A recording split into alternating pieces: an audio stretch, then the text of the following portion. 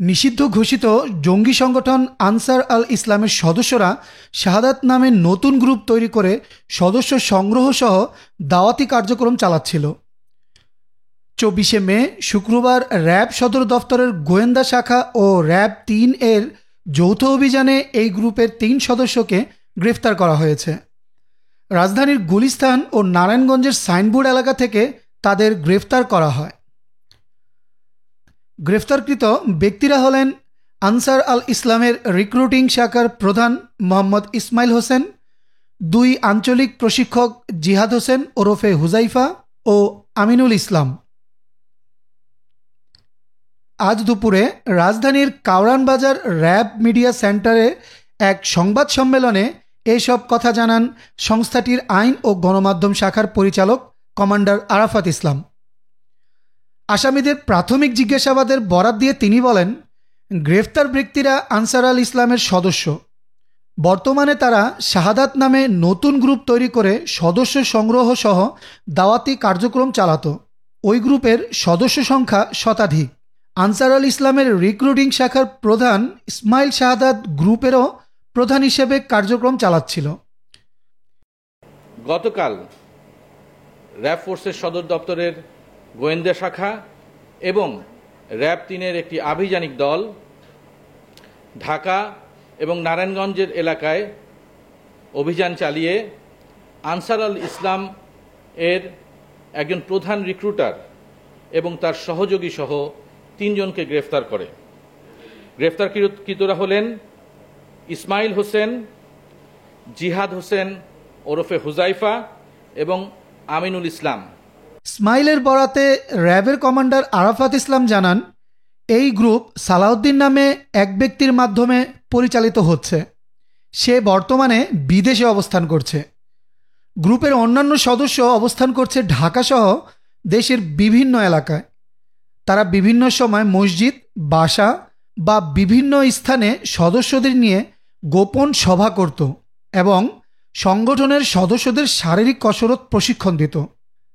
কিছুদিন পূর্বে সে বিদেশে অবস্থানরত একজন জঙ্গি নেতা যার নাম সালাউদ্দিন, তার হাত ধরে মূলত এই আনসারুল ইসলামে তার রিক্রুটিং হয় এবং পরবর্তীতে সে এই অঞ্চলের অর্থাৎ বাংলাদেশের অঞ্চলের প্রধান রিক্রুটার হিসেবে কাজ পায়। এছাড়া এই যে শাহাদাত যে নতুন দলটি আনসারুল ইসলামের একটি সংগঠন বা আনসারুল ইসলামেরই একটি অপর নাম, সেই নাম ধারণ করে যে দলটি সে চালনা করত, সেই শাহাদাত নামের দলটিরও সেই গ্রুপটিরও সে প্রধান। তারা দেশের বিভিন্ন প্রান্ত, বিশেষ করে চট্টগ্রাম, কক্সবাজার, যশোর, সাতক্ষীরা সহ ঢাকার আশেপাশের এলাকাকে প্রশিক্ষণের জন্য নির্ধারণ করত। সংগঠনের অধিকাংশই মাদ্রাসার ছাত্র ও শিক্ষক। তাদের কাছে জঙ্গিবাদে উদ্বুদ্ধকরণের জন্য কতগুলো উগ্রবাদী পুস্তিকা ছিল এবং তাদের কাছে মোবাইল জব্দ করা হয়। যে সকল মোবাইলে উগ্রবাদী বিভিন্ন আলোচনা, বিভিন্ন নেতাদের ব্যাখ্যা এবং তাদের নিজেদের মধ্যেকার আলোচনার বিভিন্ন অডিও এবং ভিডিও ক্লিপ। র্যাবের মুখপাত্র বলেন, গ্রেফতার ইসমাইল নারায়ণগঞ্জের একটি মাদ্রাসায় দাওয়ায়ে হাদিসে অধ্যয়নরত। 1 বছর আগে সামাজিক যোগাযোগ মাধ্যমে বিদেশে অবস্থানরত জঙ্গি নেতা সালাউদ্দিনের সঙ্গে তার পরিচয় হয়। সেই সূত্রে সে উগ্রবাদে উদ্বুদ্ধ হয়ে আনসার আল ইসলামে যোগদান করে দাওয়াতি কার্যক্রম চালাত। এক পর্যায়ে তাকে সংগঠনের রিক্রুটিং শাখার প্রধান হিসেবে দায়িত্ব দেওয়া হয়।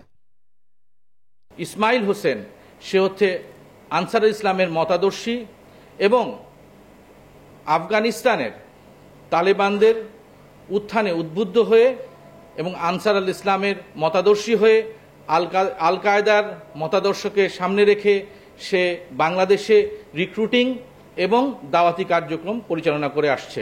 মূলত সে একজন নারায়ণগঞ্জের মাদ্রাসার ছাত্র এবং দায়রায়ে হাদিসে সে বর্তমানে অধ্যয়নরত।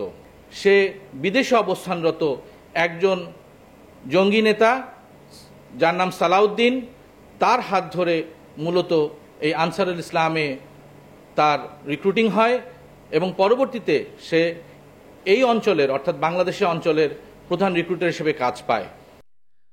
জিহাদ একটি মাদ্রাসার শিক্ষক। সেও প্রায় 1 বছর আগে সামাজিক যোগাযোগ মাধ্যমের একটি গ্রুপে বিদেশে অবস্থানরত এক জঙ্গি নেতার সঙ্গে পরিচয় সূত্রে আনসার আল ইসলামে যোগদান করে। এরপর থেকে তার মাদ্রাসা সহ বিভিন্ন এলাকায় দাওয়াতি কার্যক্রম চালাতে থাকে। পরে সে সংগঠনের আঞ্চলিক প্রশিক্ষক হিসেবে দায়িত্ব পায়। গ্রেফতারকৃত আমিনুল পেশায় একজন গার্মেন্টস শ্রমিক। প্রায় 6 মাস আগে সামাজিক যোগাযোগ মাধ্যমে বিদেশে অবস্থানরত এক জঙ্গি নেতার সঙ্গে পরিচয় সূত্রে সেও সংগঠনে যোগ দেয়। পরে সে তার নিজ এলাকায় দাওয়াতি কার্যক্রম পরিচালনা শুরু করে। এক পর্যায়ে সে সংগঠনে আঞ্চলিক প্রশিক্ষক হিসেবে দায়িত্ব পায়। এক প্রশ্নের জবাবে আরাফাত ইসলাম বলেন, সালাউদ্দিন বর্তমানে বিদেশে আছে।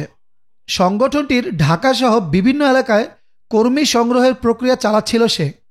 আমরা অধিকর তদন্তে প্রত্যেকের অবস্থান শনাক্ত করে আইনানুগ ব্যবস্থা নেব। সাইফুল ইসলাম জয়, বার্তা সরণি, ঢাকা।